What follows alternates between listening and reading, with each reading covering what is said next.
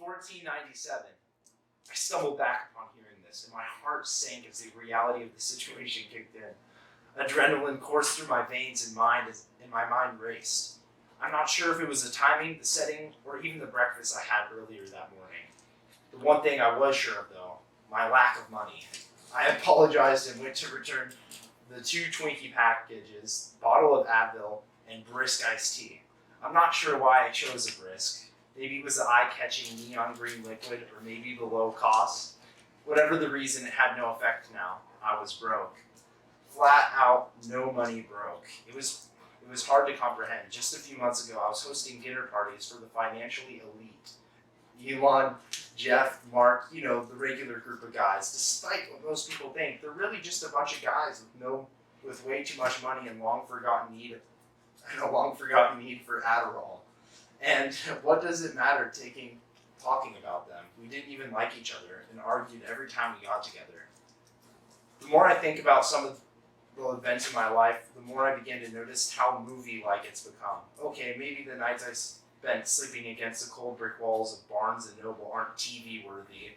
Or maybe they are. Am I going crazy? No, I can't be. I'm just unlucky, that's all. Anyways, where were we? Oh, that's right. Booking it out of the Conoco gas station with my items. Why I ran baffles me. Like a minimum wage gas station employee is about to risk his safety for some Twinkies. Yet again, he could have been a big boy without hesitation.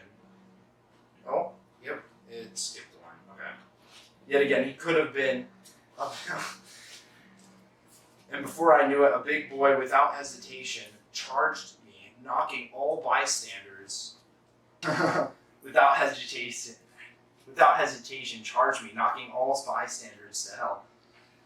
Though the scenario is almost comedic, it was actually unfolding before my very eyes. This 250 bald guy with tatted sleeves and a leather jacket tank top was booking it much faster than I thought possible. Maybe this wasn't my day. I was only about 30 feet away from the Conoco entrance by the time this monster burst through. I tried to run, I really did, but it was like a deer in headlights awaiting sweet tranquility, as I knew I needed to get this small, fragile device before his gorilla hands crushed it. I had to think fast.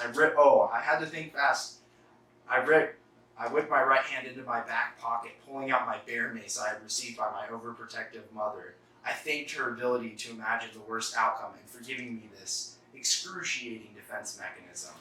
I hope this works on rhinos, I mumbled under my breath.